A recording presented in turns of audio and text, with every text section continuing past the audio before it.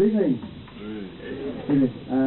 My name's Fred. I'm quite new to stand-up comedy, but I've always wanted to give it a try ever since I was just a little kid, when I would stand and tell jokes to my granny. And I don't want to boast, but I think more often than not, she'd sit there and she'd piss herself.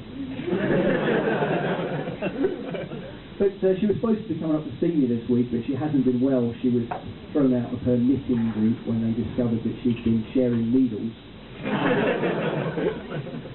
But I should point out at this stage that I'm bipolar, and there's nothing I can do about it. I'm just naturally attracted to both women and bears.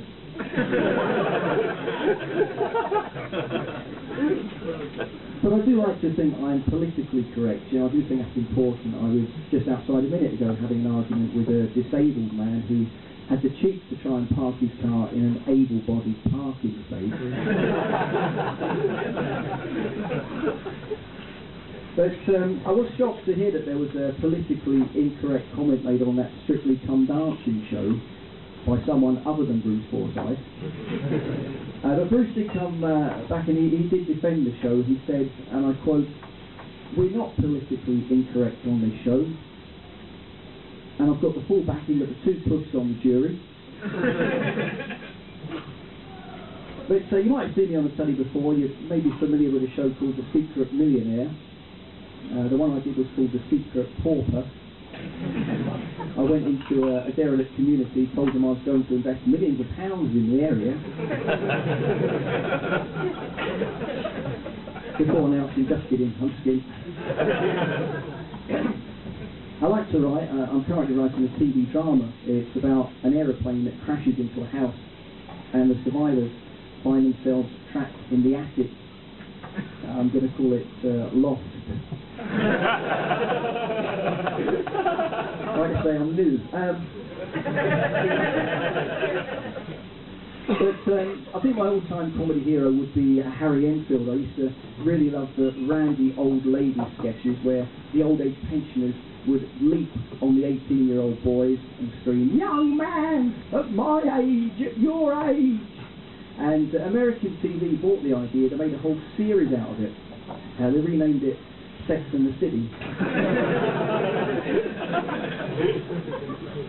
But it's that festive time of year again where we say those magical words. Who in their right mind thought I wanted a fucking foot spa? But I was shocked to see Prince Charles turning up at the flooded village of Cockermouth in Cumbria to switch on the Christmas lights. I mean, have they not had it bad enough? There was promised Jedward. I don't know why they couldn't send Charles' younger brother. What's his name? Deadwood. Anyway, I kind of half expected him to arrive sailing up the high street in the Royal Yacht Britannia, you know, just to really take the piss. And then flick on the Christmas lights and simultaneously electrocute the entire village. You know, they're standing in water, for fuck's sake. But everyone's getting out their bits of paper tonight, so I'm going to get my bit of paper because it's new material night, so... Oh god, that shit, I can't say that. So anyway, a man came to my door last week. He said, did I want to make a donation to the local church? I said, not really. I said, I don't believe in God. I said, you know, all these satellites and telescopes and probes we've got up there, no one's ever seen them. He said, just because you can't see something doesn't mean it does not exist.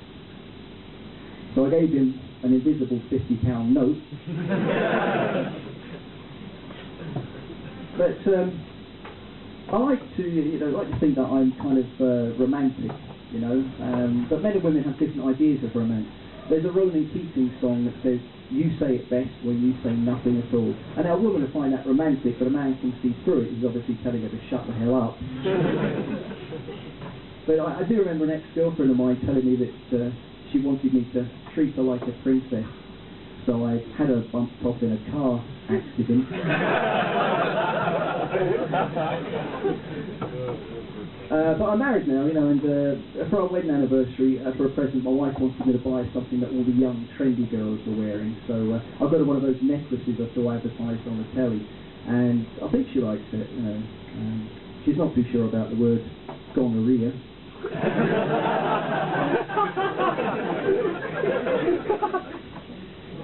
But, you know, when we've got kids, you know, the actual process of having kids is a nasty one. Obviously, a man's got it easy, you know, a woman's got to go through labour. I mean, my wife went through a lot of pain and suffering and took a hell of a lot of oxygen at the conception alone.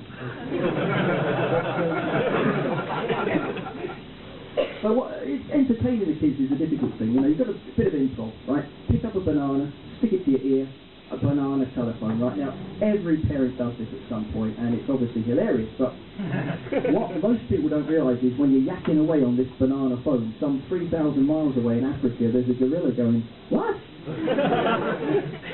Who is this? How did you get this number?" And you get quite a good reception with a banana phone, but, well, it's better than orange. Sorry, no, as I say, I am rude, but I didn't mean to put that in. I'm just really tired. I got no sleep last night. All I heard last night was this shouting and screaming and banging coming from the man underneath, which was a bit weird because I was in a camper van at the time.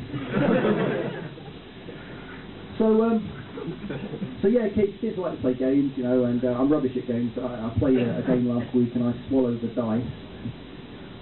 Die? No, I was fine. It came out the other end was a number 2. Which won me the game. First time I'd ever played craps. Tell me if this is too highbrow for you. Right?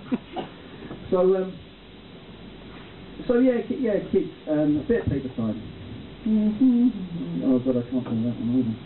But you know when you're getting older, because, I mean, I like to think that I'm still sort of a bit of a spring chicken. I mean, just last week, me and my mates, we had a bit of a lock-in, right, till 5 in the morning, at the Willow Tea Room. But there are things that we can't do without now, things that I never had when I was a kid, like things that you just cannot do without. You know, things like mobile telephones, the internet, dogging. We never had these things when I was younger. As well as doing a bit of stand-up, I also manage a boy band. It's we've got basically 4 12-year-old violinists all playing Michael Jackson tunes. I've called the band Kiddie Fiddler.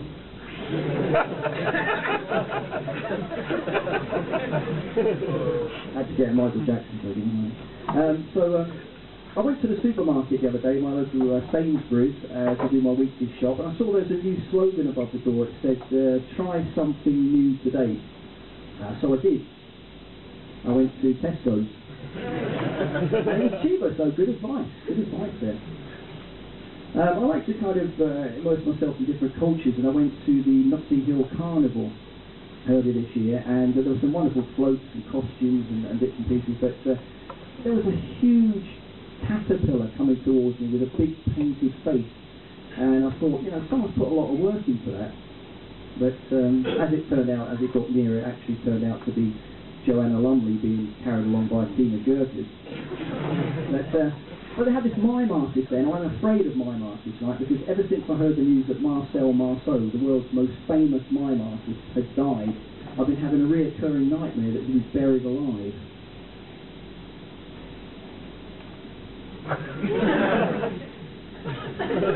Just stick right into that. We've got a fantastic lineup still to come, and we've got the headliner is, I think, Ian Sterling, who's also a children's BBC presenter. And I was watching children's BBC the other day, and they had the new Bill and Ben, the Flower Pot Men, on there, and Bill said, "Whoa," and Ben replied, "You know, if you love me, you'll swallow that."